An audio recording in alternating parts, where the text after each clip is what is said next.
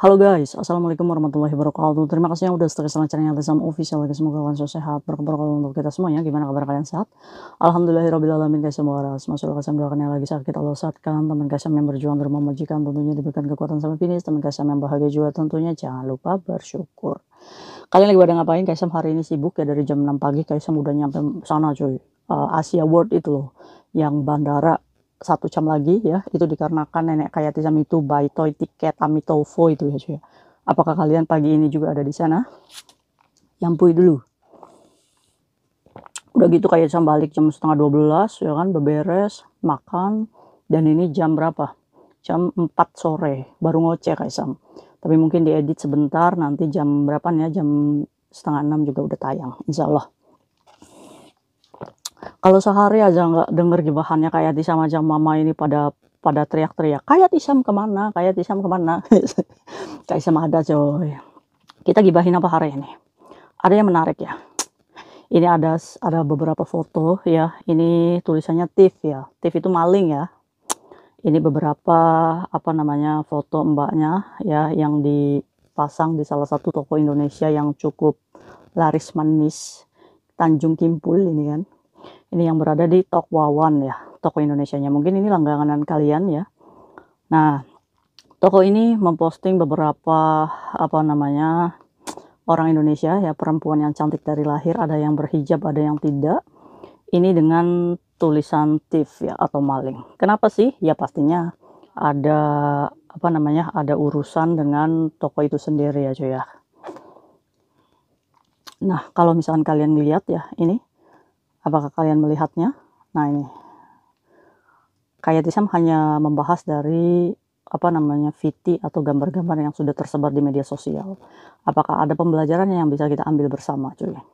Pastinya ada ya kan, dari segi tokonya, dari segi kita yang mengambilnya, dampak sosialnya apa gitu kan, terus hukumannya bagaimana nih kan.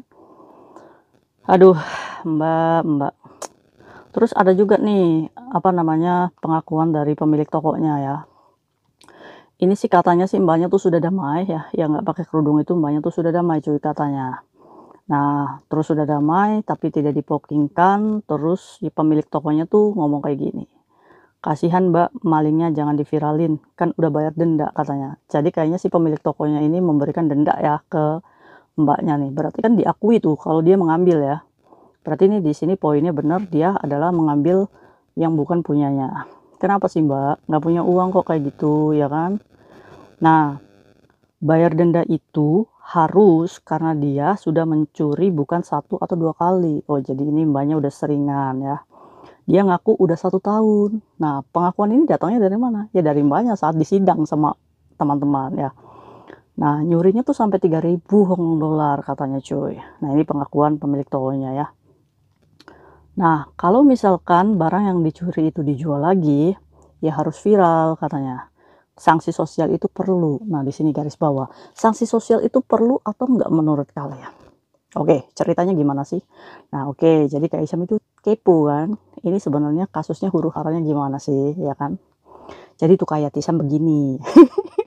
Ya kan, kalau misalkan orang-orang di luar sana, alah jangan dengerin Yatisam, Yatisam mah apa kata orang lah ya. Kalau bukan dari kalian, terus Kaisam dari mana lagi gitu bisa tahu kasus ini, bener gak? Cuma kita bedah dari kasus ini, bisa nggak nih kita ambil pembelajarannya, bener gak?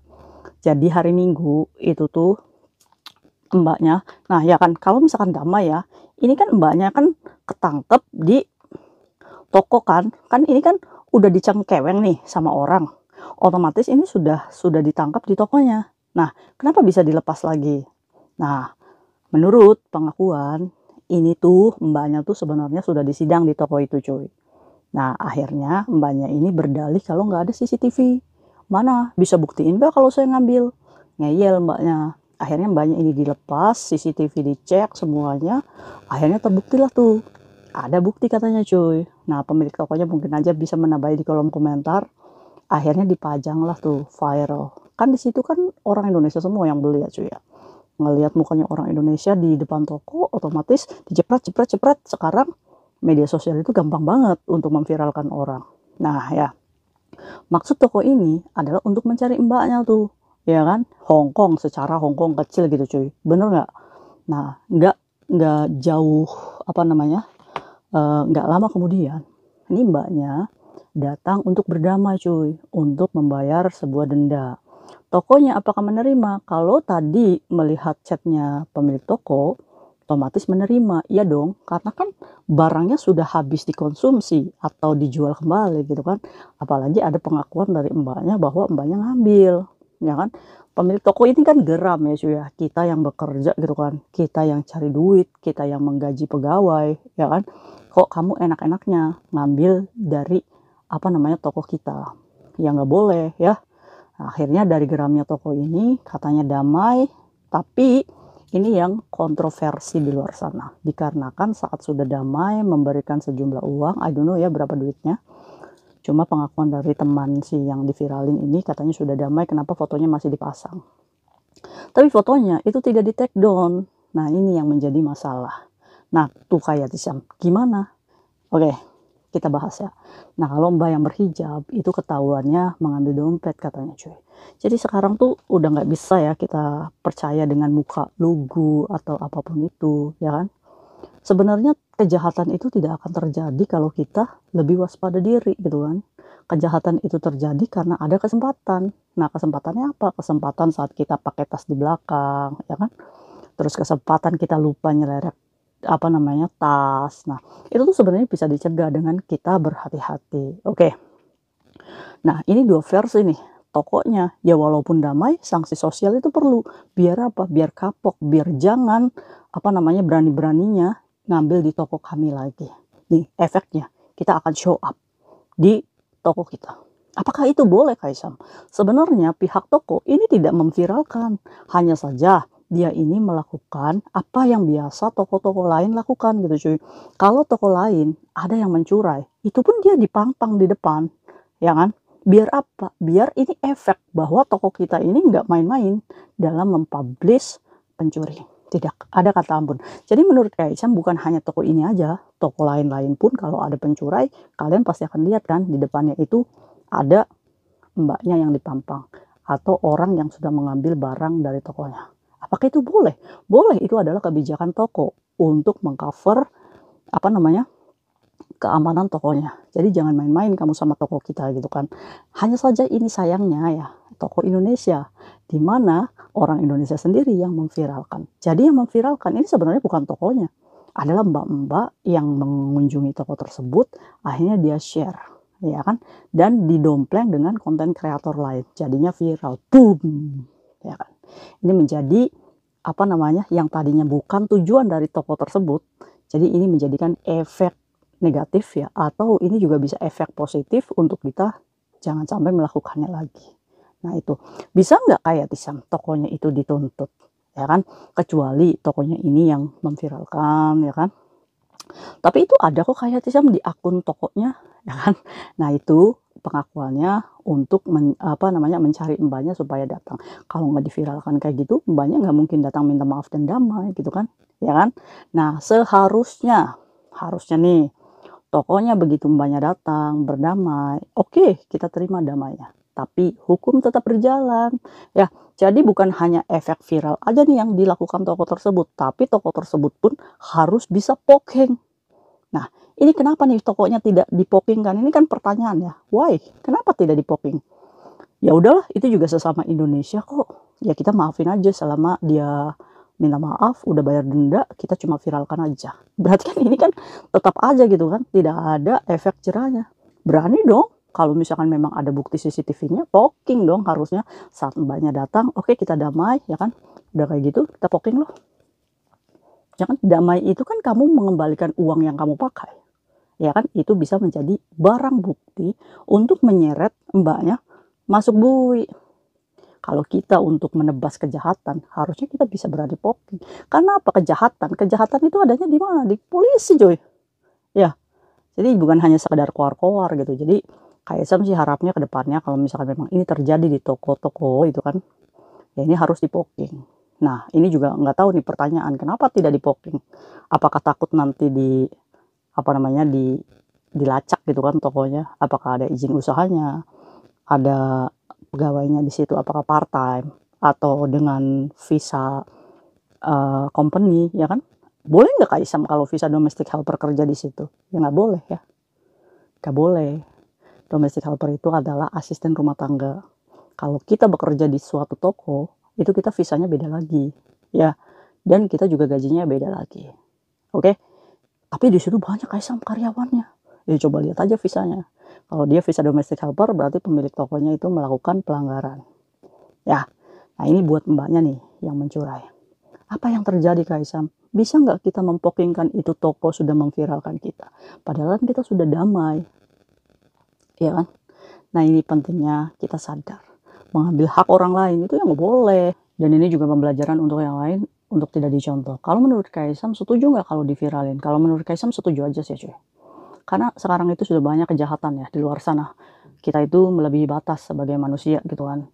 Kalau misalkan kita bisa memviralkan nih, misalkan kita laporkan polisi, boleh nggak? Ya boleh, ya kan? Tokonya melaporkan atas pencuriannya, kitanya melaporkan atas